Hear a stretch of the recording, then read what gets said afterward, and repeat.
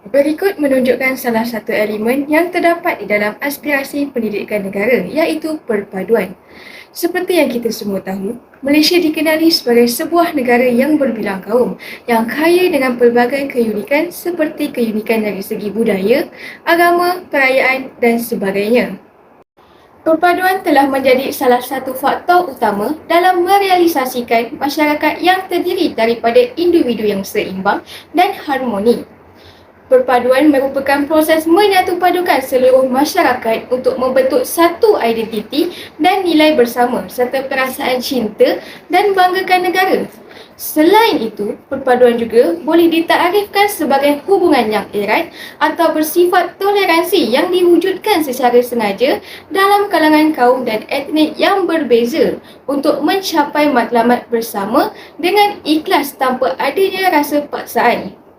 Untuk mewujudkan perpaduan setiap kaum, kita perlulah pupuk sejak dari kecil lagi. Oleh itu, sekolah merupakan tempat yang terbaik untuk memupuk perpaduan dalam kalangan masyarakat. Hal ini berlaku demikian kerana mereka boleh berinteraksi dengan individu dari pelbagai latar belakang sosioekonomi, agama dan juga etnik. Di sekolah juga, guru dapat memainkan peranan dengan menunjukkan dan menerapkan unsur-unsur perpaduan kepada murid-murid dalam sesi pembelajaran dan pengajaran, iaitu PDP, agar murid lebih jelas apa yang dimaksudkan dengan perkataan perpaduan itu sendiri. Profesion perguruan merupakan jenis pekerjaan yang penting dalam proses pembangunan manusia, masyarakat dan juga negara. Profesion perguruan merupakan profesion yang mulia serta dipandang tinggi oleh masyarakat dan paling utama di dalam proses penyerapan ilmu pengetahuan kepada individu dan juga masyarakat. Untuk membentuk guru yang cemerlang, guru perlulah menerapkan sikap toleransi dalam diri apabila bersama murid.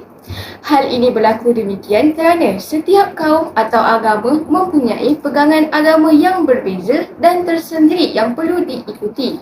Sebagai contoh, orang Islam telah diikat dengan satu peraturan supaya hidup berjiran dan bersahabat dengan setiap orang, tidak kira agama dan juga bangsa. Hal ini supaya mereka dapat merapatkan ukhuwah dalam kalangan masyarakat yang berbeza. Oleh itu, dalam situasi seperti ini, guru perlulah menerapkan sikap toleransi terhadap murid-murid di sekolah agar mereka dapat membentuk hubungan yang baik dalam masyarakat yang mampu untuk melahirkan integrasi nasional. Hal ini boleh dilakukan dengan menggalakkan murid-murid untuk melakukan sesuatu tugasan dalam kumpulan yang mempunyai pelbagai kaum. Dalam masa yang sama, guru perlulah bersikap adil dalam memberi layanan yang sama rata kepada setiap murid walaupun berbeza kaum. Sebagai contoh, guru menjawab soalan-soalan yang dikemukakan oleh murid yang terdiri daripada kalangan yang berbeza kaum dengan profesional dan dalam bentuk yang mudah untuk difahami oleh murid-murid. Guru juga haruslah menunjukkan sahsiah yang baik di hadapan murid-murid dengan tidak bersikap resis terhadap murid. Hal ini supaya murid tersebut tidak terkecil hati atau terasa dengan setiap pertuturan dan tingkah laku gurunya. Oleh itu, jelaslah menunjukkan guru yang menerapkan sikap toleransi di dalam diri apabila bersama murid dapat membentuk guru yang cemerlang. Yang kedua pula, untuk membentuk guru yang cemerlang, guru perlulah menyanjung warisan kebudayaan negara. Negara kita iaitu Malaysia kaya dengan pelbagai kebudayaan yang unik. Sebagai guru, kita perlulah menghayati warisan kebudayaan negara yang unik ini. Bukan sahaja dari segi adat resam, malah dari aspek kesenian, pakaian, peralatan tradisional, permainan tradisional, perubatan, sastra, seni bina dan juga seni halus. Kesemua aspek ini perlu dipelihara supaya warisan kebudayaan ini dapat dinikmati oleh generasi akan datang. Seorang guru berperanan untuk memupuk sifat bangga terhadap kepelbagaian budaya dalam kalangan muridnya. Murid perlu menghargai keunikan kebudayaan yang telah diwarisi ini sejak berzaman. Untuk menyemai perasaan bangga terhadap budaya yang pelbagai ini, guru bolehlah mengambil inisiatif seperti membuat aktiviti atau program yang berkaitan dengan kebudayaan. Misalnya, guru boleh mewujudkan malam kebudayaan dan warisan di mana pada malam tersebut ditonjolkan budaya bagi setiap kaum yang ada di Malaysia. Secara tidak langsung, murid akan dapat didedahkan dengan pelbagai keunikan budaya dan kaum-kaum yang lain. Di sini, gurulah yang bertindak sebagai ejen penggerak dalam memelihara warisan kebudayaan negara. Tambahan lagi, guru juga wajarlah menyemai sifat patriotisme dan cintakan negara dalam kalangan pelajar.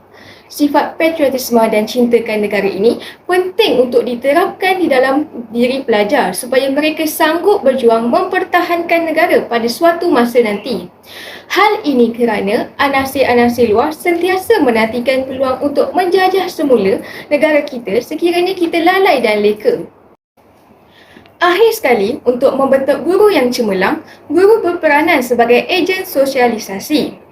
Proses sosialisasi ini mempunyai hubung kait yang erat dengan proses pendidikan. Ia merupakan satu proses untuk memperkembangkan potensi individu dan perubahan yang berlaku dalam diri manusia. Tujuan guru sebagai ejen sosialisasi adalah untuk mendisiplin, melatih, membimbing, mengajar, mengasuh dan menaksir murid-murid. Sosialisasi adalah satu konsep umum yang boleh ditakrifkan sebagai satu proses di mana kita belajar melalui interaksi dengan orang lain tentang cara berfikir, merasakan dan juga bertindak. Untuk membentuk guru yang cemerlang, guru berperanan dalam menerapkan nilai sosial yang baik dan sempurna seperti penerapan nilai-nilai murni termasuklah nilai perpaduan kaum kepada murid di sekolah. Guru juga boleh melakukannya secara formal dan terancang melalui proses pengajaran dan pembelajaran iaitu PDP. Guru juga perlulah menanam nilai sosial dalam diri pelajar seperti demokrasi, persamaan, toleransi, kefahaman budaya, hormat menghormati dan kerjasama antara satu kaum dengan kaum yang lain. Selain itu, guru juga haruslah menyampaikan maklumat yang sahih kepada murid terutama sekali yang berkaitan dengan adat dan agama sesuatu kaum. Hal ini berlaku demikian kerana pertembungan pelbagai kebudayaan kaum akan berlaku sekiranya seseorang guru itu menyampaikan sesuatu maklumat yang tidak sahih atau tidak sesuai dengan latar belakang murid yang berlainan kaum di dalam kelas itu. Oleh itu, guru seharusnya sentiasa peka serta bersedia untuk menambahkan pengetahuan tentang kepelbagaian budaya dalam masyarakat sekaligus dapat membentuk guru yang cemerlang dalam menjadi ejen sosialisasi kepada murid di sekolah. Hal ini dilakukan agar dapat mengelakkan salah faham antara guru dan juga pelajar yang akan memberikan kesan negatif terhadap pembentukan perpaduan di sekolah. Oleh itu, jelaslah menunjukkan peranan pihak sekolah dan guru dalam menerapkan nilai murni dalam kalangan pelajar adalah lebih berkesan berbanding dengan pihak lain. Hal ini kerana pelajar menerima pendidikan secara formal dan sistematik di sekolah.